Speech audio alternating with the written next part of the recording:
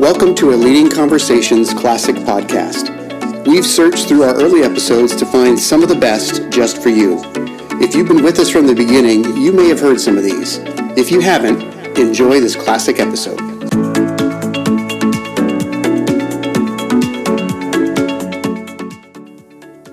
Welcome to the Leading Conversations podcast, sponsored by the Excel Leadership Network.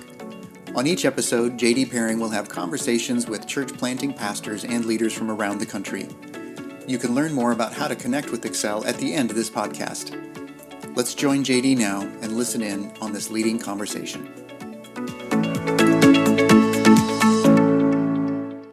Welcome to another edition of Leading Conversations with the Excel Leadership Network. Today, all the way from Spring Valley, California, and you win a prize if you know where that is at this point. We have Brett and Karla Burner. Brett and Karla, thank you so much for being here. Thanks for having us. So tell me, where is Spring Valley and what does that mean? Spring Valley is in East County, San Diego, which kind of carries its own weight to say East County, San Diego. But we're kind of east of San Diego proper, the main city of San Diego. It's an unincorporated area. Spring Valley is an area of crossing the railroad tracks. It's we've got like Mount Helix, which is big and tall and beautiful, and we've got Casa de Oro, which is at the bottom of the hill, which is not. It's a really old area, but it's kind of the next gentrification section of San Diego County. Mm-hmm. So get in while it's hot. Yeah, or don't stay away. Or don't. Don't drive up our housing costs more, please. So, are you on the good side or the bad side of the tracks? Yes. Yes. Okay. Good answer. Well, hey, let's just start from the beginning. Tell us, each of you, how you've grown up, just how you came to Christ. You go first, Brett. Yeah. It's always kind of funny. My mom, I'm the youngest of three. We're all a couple years apart, and neither of my parents grew up in the church.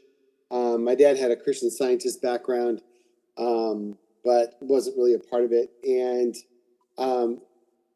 after I was born, early 70s, my mom watched Jesus Christ Superstar.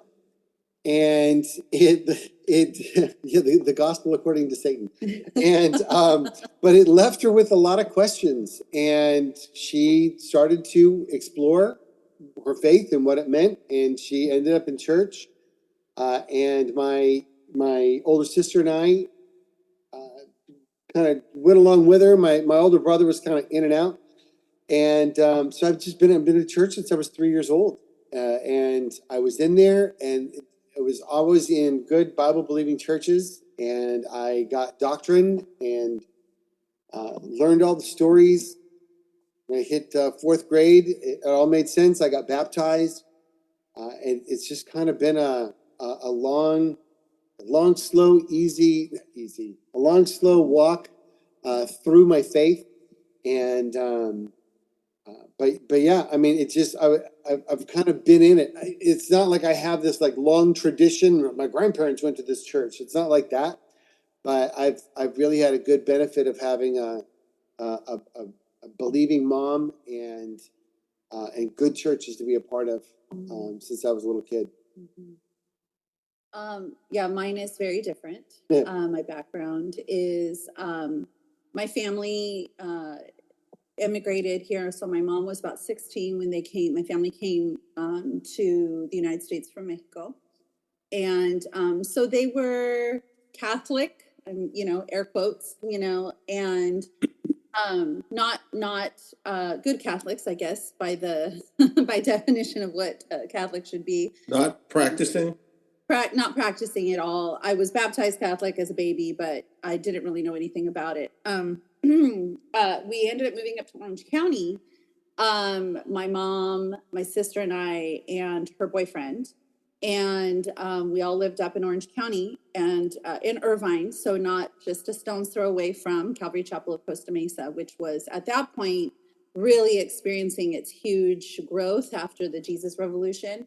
And so it was kind of like the popular thing to go and take your lawn chair and go sit your lawn chair outside of Calvary Chapel, Costa Mesa, and listen to Pastor Chuck on the lawn. That's how we did it. So that was my first introduction to church as a kid, was going to this place and sitting a lawn chair out and listening to this disembodied voice talking about Jesus.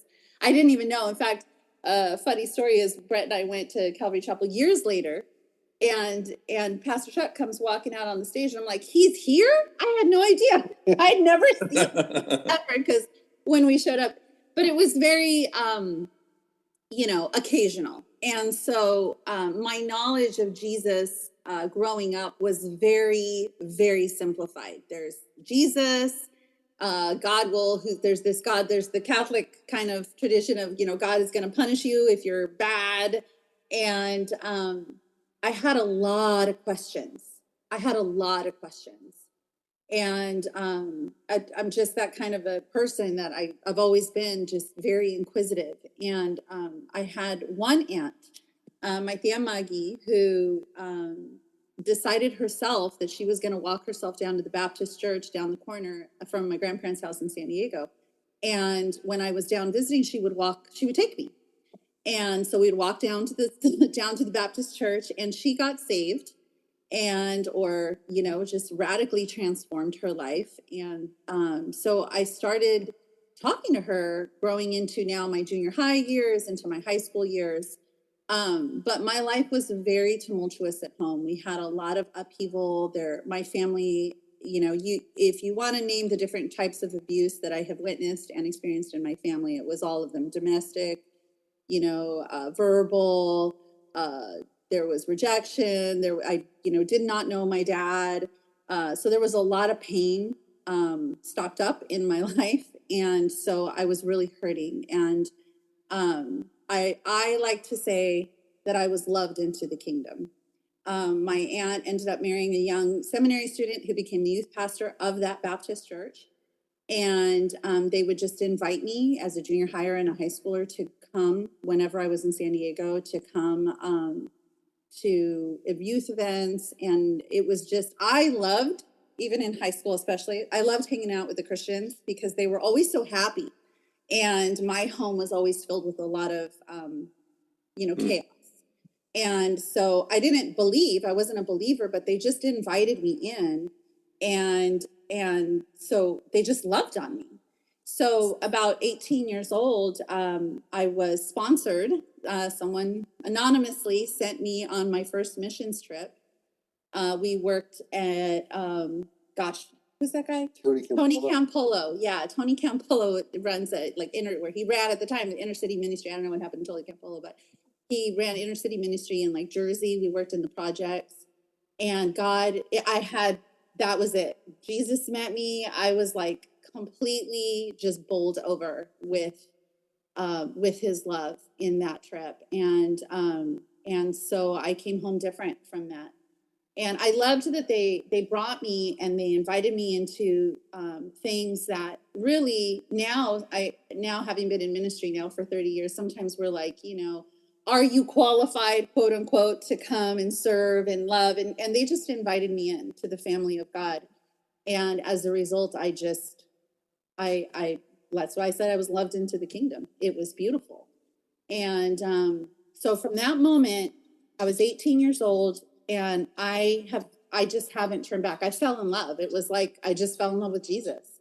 And then my uncle, who was the youth pastor, invited me to come serve in a ministry. So now we're going to move into probably your next question about how we met. And but I don't need to ask any questions. Just go for it. I'm just gonna run this interview here. But so he was now at that point, he had left the church. He was running a camp, like a Christian camp up in the mountains here, in the local mountains in Lake Arrowhead. And they had lived up there. He'd been doing ministry up there, and invited me to come serve as a camp counselor, like summer camp counselor. We slept in teepees, sang camp songs, like the legit real deal for summer. And there was this guy there who just always talked about Jesus. He was really loud, played the guitar, drove a beat up BW, and I married him. So he was my uncle's youth kid. So he grew up in my uncle's youth ministry in San Diego, but I grew up, with my aunt and uncle, but I didn't live in San Diego. So we didn't meet until then. And that was in 1992. I just graduated from high school, and so we got married a year later. We didn't waste any time. So you met at a youth camp. Yep, camp counseling. And you were from Orange County, Karla, and Brett was from San Diego, and you met at Lake Arrowhead. Correct. Yes. That's crazy. Yeah. What was the name of the camp? Do you remember? Yep. Alpine Covenant Conference Center. Yeah, that's it. Alpine Covenant Conference Center. Well, that's really, really, really cool. Two different directions. Then you met, you fell in love, you got married. Where did a call to ministry come into play? I think it kind of started there, to be honest with you. For me, I've just always been, once I made a decision, I was just out of high school. I was 17, and I wanted to dig into my Bible, and I wanted to I'm like, I want to know this. I want to learn this. And I just cracked it open and started reading. And so You haven't stopped, have you? I haven't stopped. I haven't stopped since. I really began just kind of absorbing it, sucking it in. I wanted to know more, classes, books, whatever I could get my hands on, sermons. I really have always wanted to just draw that into myself. And so although, transferring that knowledge into faith and life is a whole different animal. So, I spent kind of 18 through 21 being really stupid. Never walked away from my faith, but just wasn't, it wasn't making it from my head to my heart. I believed it, I knew it, but I wasn't living it. And then I finally kind of hit this point where I'm like, okay, now I'm on it, I'm living it. And so there at the camp, it was really ministering to kids. It was pouring my heart into other people, and I got to teach for the first time as a camp counselor, and I thought, boy, I could see doing this for the rest of my life in some way, shape, or form. So it really kind of transformed me in a way with that. But then I got married. I loved business. I wanted to do things in that arena too. And so I wanted to get married. I had to get a job. That was my first job. Was just my first job after I met Karla was working in a print shop, and that was literally the beginning of a 30-year printing career that spanned printing and publishing and designing and editing and all of those things. So I went a business route and I never went to seminary. I never thought to go to Bible school. I went to business school. I did those things, all the while, studying, growing, and learning and that kind of thing. So, but shortly after we got married, we started teaching. We started working with the youth, and like bang, I'm back into teaching. I'm back into working with the kids, and that started me on a route of. I was teaching first service. Well, let me tell you something. Teach junior hires at 7:45 in the morning on Sunday. You better learn how to teach the Bible, or you're done for. That's probably one of the best lessons ever on how to. That's your homiletics class right there. Homiletics by fire.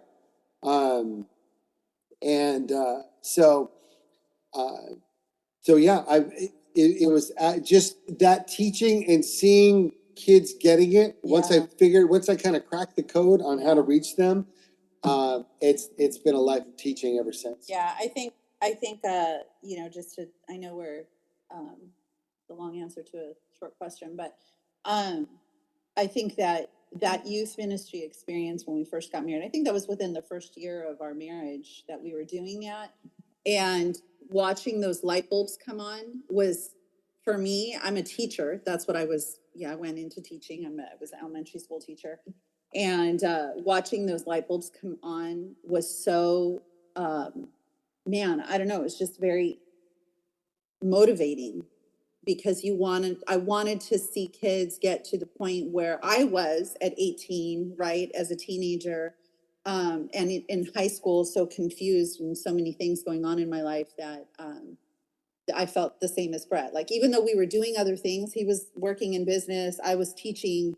I mean, we were at church, I think, like 5 days a week with the kids and hanging out and doing stuff, Bible studies and youth group, and just hanging out with the kids. I mean, if we weren't at church, they were at our house. Yeah. And so, yeah, that was where it started. So pretty much from the get-go.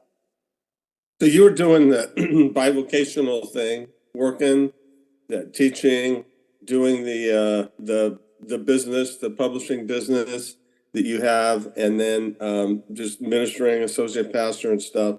When I met you, I think I first met you because a friend of ours in Hawaii said, here's a couple that might want to go to Hawaii and plant a church. So I was a little wary of you guys when I first, they want to go to Hawaii. But where did the church planting bug come, other than you wanted to shuffle off to Maui? Where'd that come from? So funny enough, the way the Lord worked with us is our very first church where we started serving was a church plant. We had attended one of the larger churches here in San Diego, and that worship pastor was called to plant a church. And so we went, I think it was, they had already started. His mom had started there from the get-go, where they were meeting in a local park, till they found a place. And it was about a year in, and we were at another church plant meeting at a rec center. And then it's just how the Lord placed us. He put us in church plant after church plant. So we served at that church plant for years. And then that worship pastor left and planted a church in Chula Vista. So we went with him and helped him plant that church. And then, I mean, we've just always been in church plants. Yeah, church plants, that's just where God placed us, in church plants. We weren't, and so we have had church in elementary schools, rec centers, hotels, movie theaters. Yeah. We've Butterruckers, like an old hamburger shop. I mean, yeah. Yeah. So we've just been in church plants from the get-go. So. And where did the Hawaii thing come? I didn't believe Hawaii existed until I could go there. So I had just always had this. I love the tropical. I love the tropics, right? Just personally, I love the whole concept of it. I was always dying to go there, and when we finally got to take our kids on a trip to Hawaii, early 2000s. Yeah. We were flying over Maui, and as we were flying over it, I thought to myself, I think I want to be here for the rest of my life. And we landed, we landed, did our vacation, went to church. I'm the kind of guy that makes my family go to church on vacations. Yeah. And but it's fun to do that, it's fun to check places out. And I was like, man, I love this. I love the culture. I love the people. I love when we go places, we don't do the resorts. We like to go in the back streets and see how people are, see how people live. And so I knew that Hawaii was that there, in fact, what our mutual friend called the rainbow curtain, right? There's something behind all of it, and there is drug addiction and poverty and all of these things there. And so that was where I wanted to minister. It's what I wanted to do. And I pursued that, man, gosh, 10 plus years. We tried to kick that door open a number of times, but I did, it never budged. It was even offered to me a couple times. In fact, even by you. And boy, that was the hardest thing, to sit with you and this other pastor, and you're asking me, do you want to take over this church? And like the yes was on my lips. Yeah, you know what I mean? And the Lord said, hold on, he's not done yet. I mean, it was audible in my ear. Hold on, he's not done yet. And I had to let it go. And encourage him to keep going, and he's still going. Yeah. Which I'm really glad about. And so I don't regret that. And but yeah, there was a point. It was so hard for me. I wanted to be there so bad. I had to ask the Lord to just take it away. And maybe someday it'll work. I don't know, but and I'm good with it now. But it was a place I really desperately wanted to minister. So. Just by the way, we just in the last couple of days have signed a church planting couple to go over to Hawaii and plant. And we signed somebody else a little over a year ago, and they're both of these couples are 10 plus years older than you, so there's still a chance. Yes, I'm telling you, there's a chance. But you ended up planting in San Diego instead. Tell us about that experience. Yeah, we were at a church after another church plant. After I finally let go of Hawaii and some of that church planting vibe, it kind of hit a point where I had to let things go. My kids were about to go into junior high. I thought, all right, I've kind of been pushing this for a while. I need to take a break. I need to give my family a break.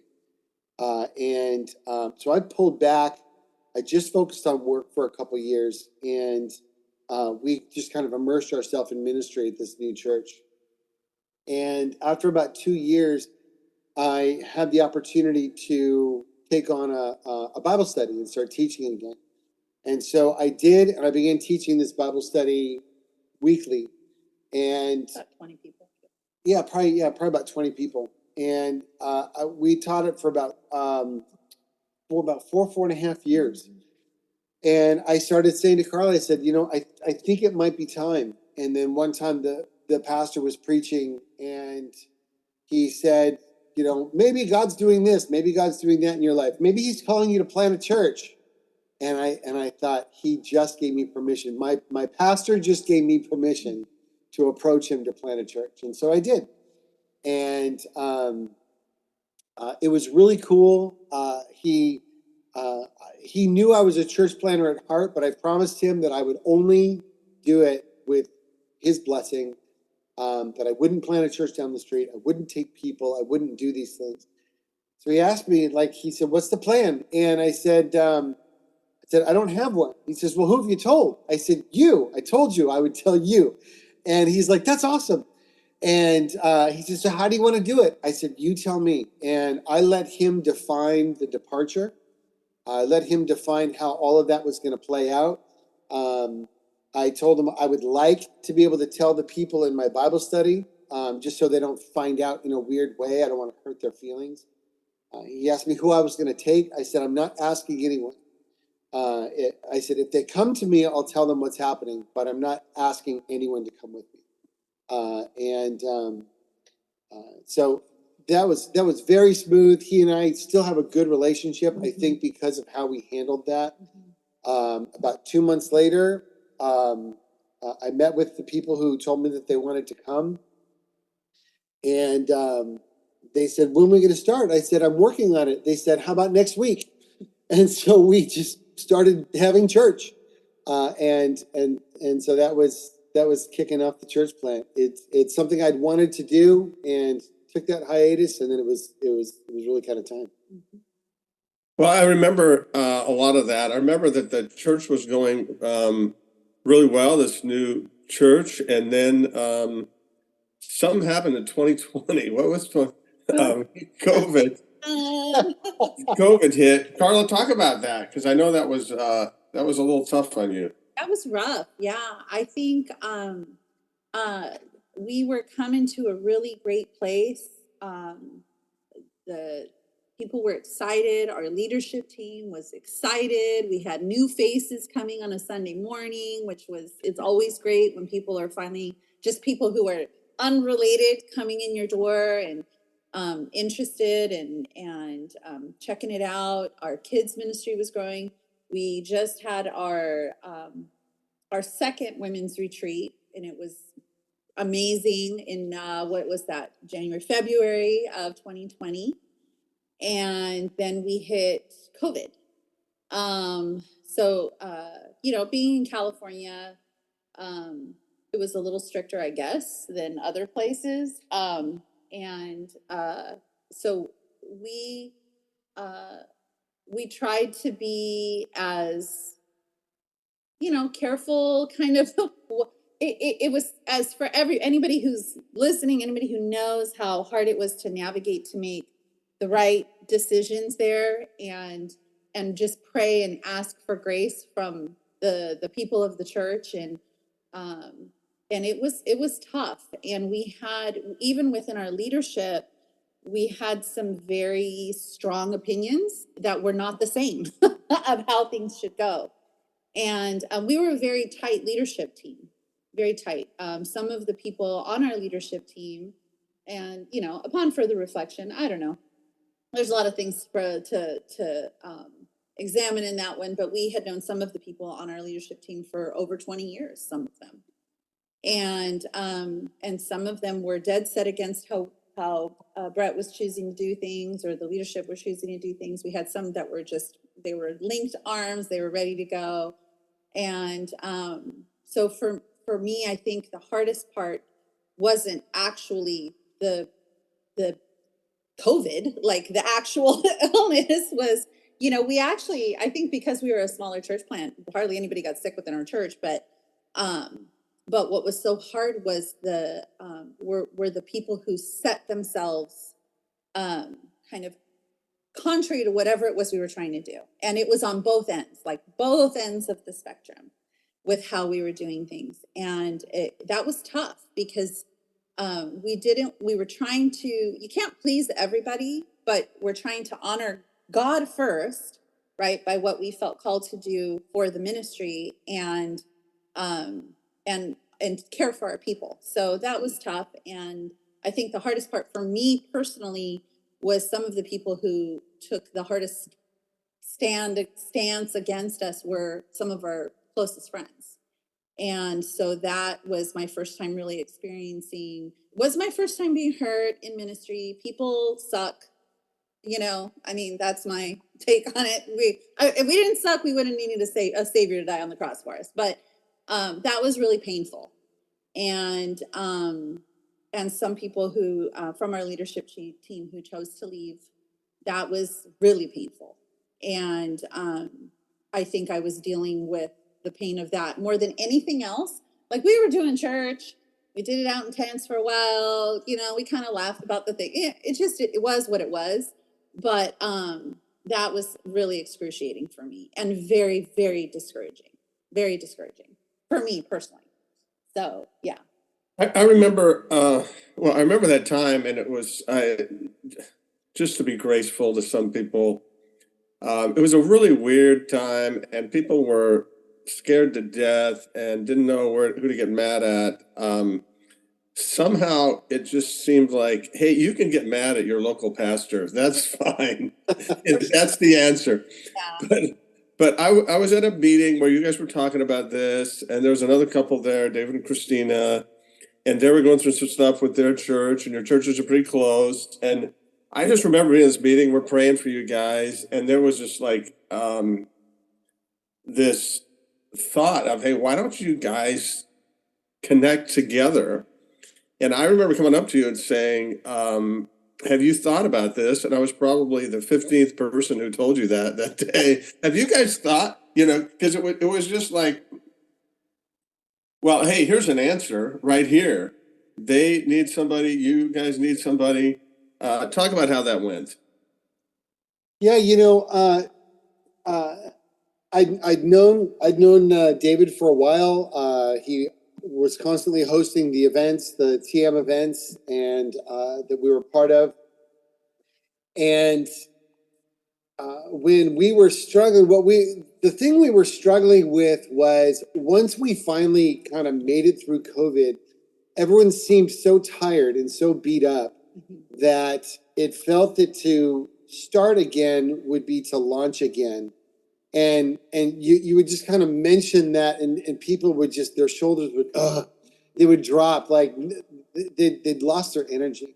And I didn't know how to get it back. And so I shared that at this meeting because we walk through and talk about the things that we're dealing with, and David and Chris had just finished sharing about the difficulties that they'd gone through very similarly. And so when it came to us and we shared specifically about that, they came straight to us, and Chris leaned to David and said, we have to go talk to them. And so they kind of grabbed us and spoke to us, and he said, you know what, let's just meet together. How about you guys just take a break. It was the beginning of the year. He says, we've got 21 days of prayer. It's 4 weeks, 4 Sundays.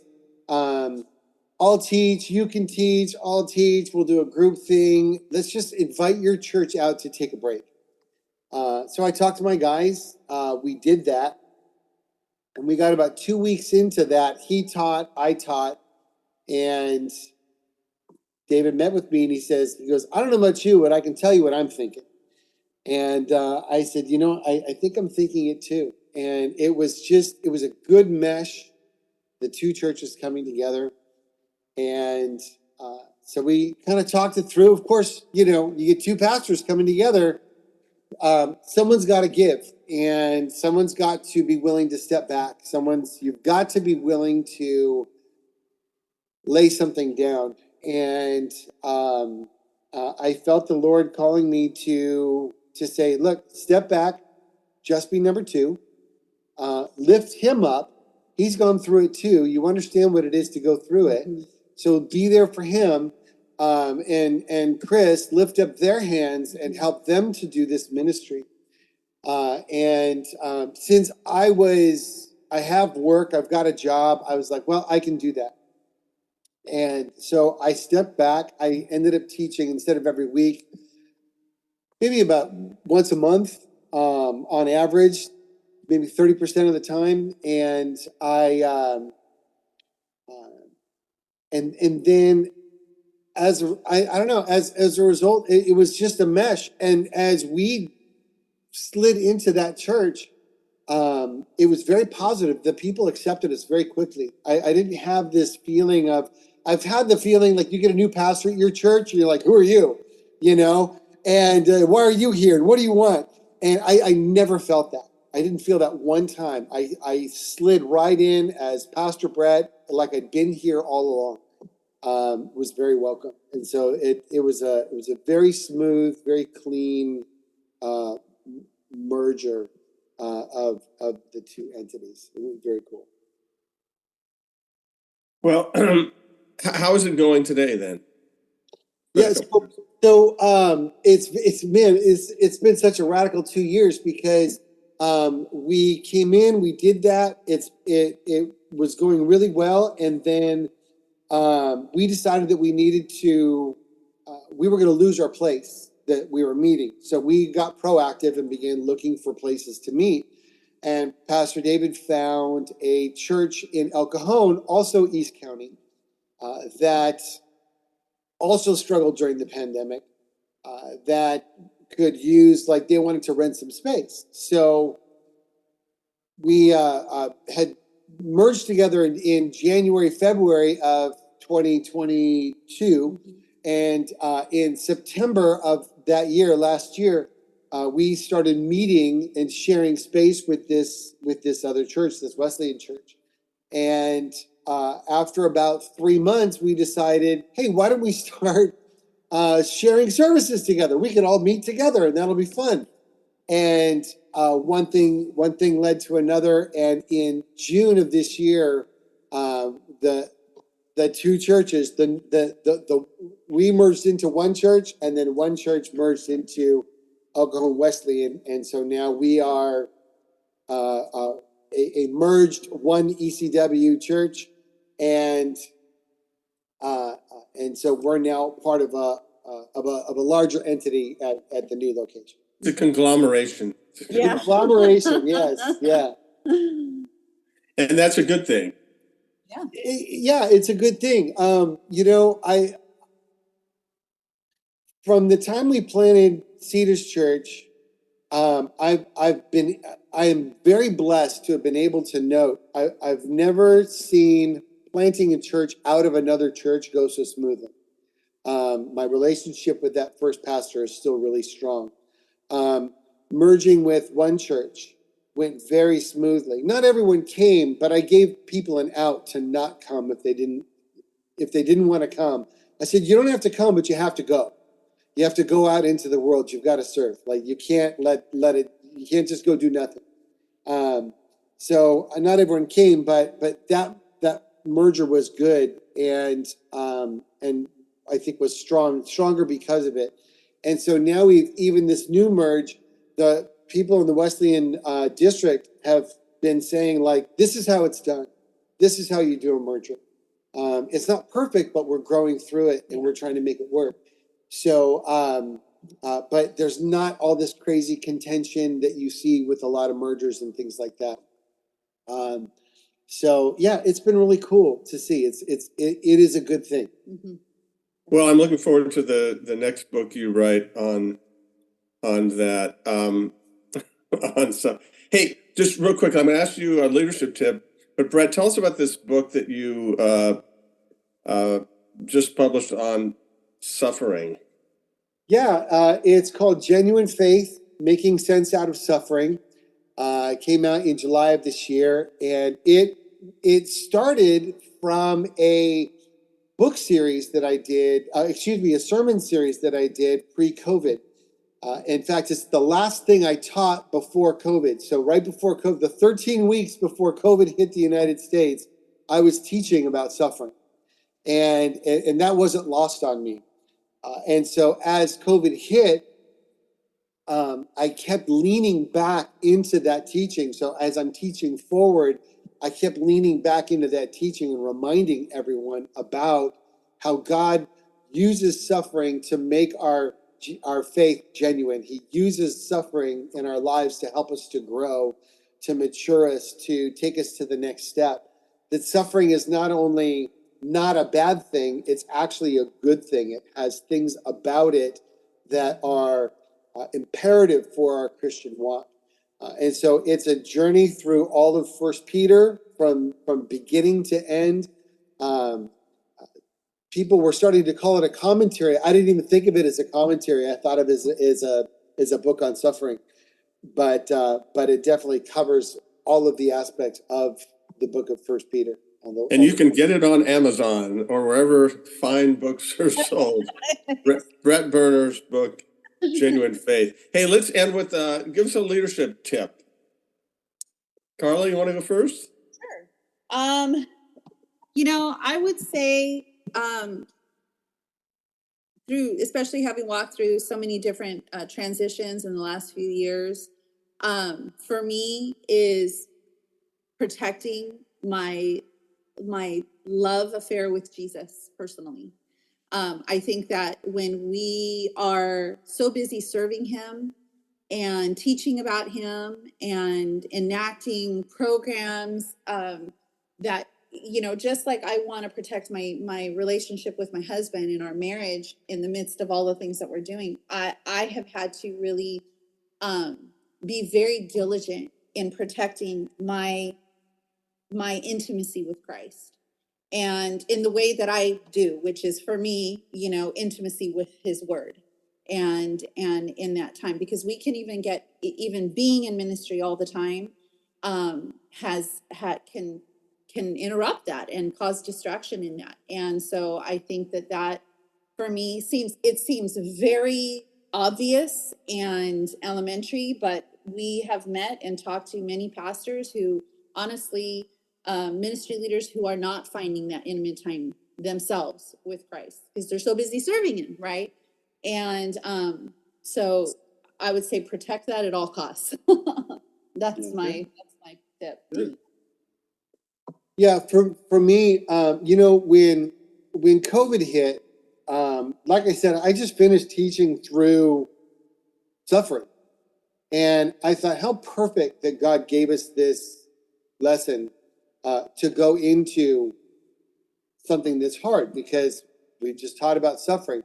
And yet, what we saw when the pandemic hit was people forgot everything. They didn't just forget what they were just taught. They forgot about their faith. They forgot about love and grace and all of these things. I was like, man, it's time for revival. We've seen scary things happen before. The church, it's like, it's going to happen. I was preaching it like it's time for revival. And instead, things just descended into chaos, just in the church, not to mention the rest of the world. We saw the real ugly side of people. And so there's two things that I would say. The first is that when it comes to really hard situations, we have to protect what God is doing at the church level. And it's not about ideology. It's not about the things that we want or how we feel. It's what is God doing immediately. And I think the hardest part of that is we lift up our ideologies. In fact, here's my little trademark. I call it ideolatry. We make idols out of our mindsets, out of our ideologies, and what we can't do that. So as a result, pastors need to make sure that they're drawing their people in to support what's happening there at the church level. It didn't matter if you were more open or more closed, or wearing masks or not wearing masks. And I don't mean from a health standpoint. I mean from a faith standpoint. There wasn't a right or wrong in the eyes of God, a biblical truth happening as far as how certain things went.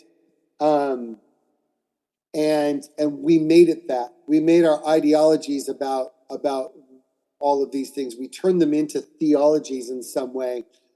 And so if more people were there to just support their pastor, even if they didn't agree with how they were handling a situation, we ask the same of our wives or our employees. Look, I know you don't agree with where I'm going with this, but I need you to work with me. I need you to stay with me. And we need to have unity. Paul talked about unity as one of the most important things. He told the Philippians, gosh, just if you could just be unified, my joy would be complete. Like, that's all I'm looking for. That's your last step. And we lost that unity. So I would say leadership tip one is create that unity within the body, no matter what.